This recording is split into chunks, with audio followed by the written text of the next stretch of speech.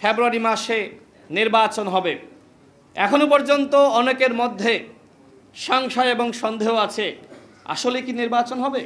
যদিও রাজনীতিবিদরা তারা জনগণকে বোঝাচ্ছে নির্বাচন ফেব্রুয়ারি মাসেই হবে, কিন্তু আমরা যারা মাঠ পর্যায়ে জনগণের সাথে উঠা বসা করি, মানুষের কাছে যাই, তারা আমাদের কাছে প্রশ্ন করে, ভাই নির্বাচন কি ফেব্রুয়ারি মাসে হবে?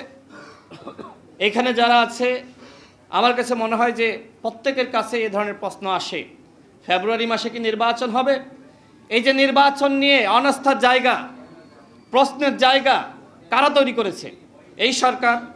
আমাদের প্রধান উপদেষ্টা তিনি কিভাবে আন্তর্জাতিক গণমাধ্যমকে বলেন জনগণ চাই আমি যাতে 5 বছর থাকি, 10 বছর থাকি, এমনকি কেউ কেউ নাকি চাই 50 বছর থাকি। এই কথাগুলো তো আসলে গণতান্ত্রিক মূল্যবোধের কথা না। এই কথাগুলো আসলে কারা বলতে পারে? যাদের মধ্যে ক্ষমতার লিপ্সা থাকে। একদিকে তিনি বলছেন ফেব্রুয়ারি মাসে নির্বাচন, অন্যদিকে এই সরকারের ঘনিষ্ঠ দলগুলো তারা বলছে জুলাই সনদ বাস্তবায়নের আগে নির্বাচন নয়। আমার প্রশ্ন হলো, জুলাই সনদ আসলেই কি এই সরকারের মেয়াদে পুরোপুরি বাস্তবায়ন করা সম্ভব? কোনোভাবেই সম্ভবপর নয়। সুতরাং শুধুমাত্র আবেগ তাড়িত হয়ে কথা বললে হবে না। যতগুলো সংস্কার এই সরকারের আমলে বাস্তবায়ন করা সম্ভব সেগুলো অধ্যাদেশের মাধ্যমে বাস্তবায়ন করতে হবে। আর যেগুলো বাস্তবায়ন করা সম্ভবপর নয়, আগামীতে যেই সরকারে আসুক না কেন তার উপর দায়িত্ব থাকবে, তিনি বাধ্য থাকবেন সেই সংস্কারগুলো বাস্তবায়ন করার। আমরা লক্ষ্য করছি যে আমাদের ভিতর অনাস্থা, মূলত এই অনাস্থার কারণেই আজকে নানান ধরনের মন্তব্য, বক্তব্য, আলোচনা, সমালোচনা। আমাদের দল গণ অধিকার পরিষদ মনে করে সংস্কার, বিচার এবং নির্বাচনের কার্যক্রম সরকারকে সমান গুরুত্ব দিয়ে এগিয়ে নিতে হবে। কিন্তু এই যে সরকার 14 মাসে শুধুমাত্র সংস্কার এবং বিচারের ট্যাবলেট আমাদেরকে খাওয়ালো, এর অর্জনটা কি? সংস্কার কতটুকু হয়েছে?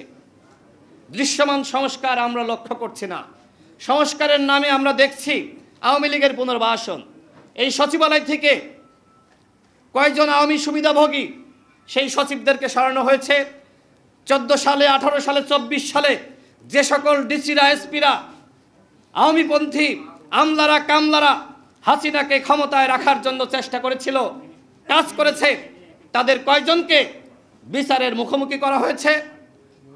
সরকার বলছে যে রাজনৈতিক দলগুলোর অসহযোগিতার কারণে আমরা এই কাজগুলো করতে পারি নাই।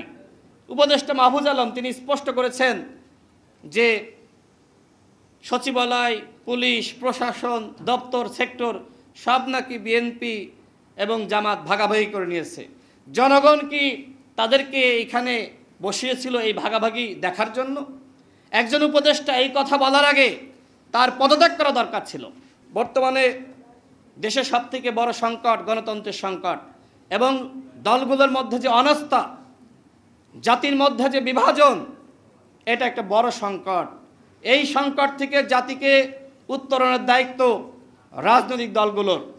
জনগণের মধ্যে ধোঁয়াশা আছে, আসলে আমরা কোন পথে হাঁটছি সেই ধোঁয়াশা দূর করার দায়িত্ব আমাদের। সেই দায়িত্ব আমাদের সকলকে নিতে হবে। আমাদের মধ্যে মতপার্থক্য থাকবে, বিভাজন থাকবে, কিন্তু ফ্যাসিবাদের প্রশ্নে আমরা যদি আপোষ করি তাহলে আমরা কিন্তু কেউ রেহাই পাব না। এবং ভারতের আধিপত্যবাদ আজকে যে বাংলাদেশ এই 53 বছরে অগ্রসর হতে পারে নাই, তার পিছনে ভারতের আধিপত্যবাদ। এখনো পর্যন্ত ভারত নির্বাচন নিয়ে চক্রান্ত করছে। অনেকে বলছে যে কিছু কিছু দল ভারতের সাথে সুর মিলিয়ে নির্বাচনের কথা বলছে। আপনাদের কি বিশ্বাস হয় ভারত চায় বাংলাদেশে সুষ্ঠু নির্বাচন হোক? ভারত চায় নির্বাচন হোক, বাট আওয়ামী লীগকে নিয়ে, জাতীয় পার্টিকে নিয়ে, ফ্যাসিবাদের দশকদেরকে নিয়ে। কিন্তু এই বাংলাদেশে তো এই ফ্যাসিবাদ এবং তার অ্যাসোসিয়েট তারা নির্বাচনে অংশ নিবে, তাদেরকে সাথে নিয়ে নির্বাচন করা সম্ভব? কোনোভাবেই সম্ভবপর নয়। সুতরাং যারা ফ্যাসিবাদ এবং তার অ্যাসোসিয়েট তাদেরকে বাদ রেখে বাংলাদেশে নির্বাচন হতে হবে।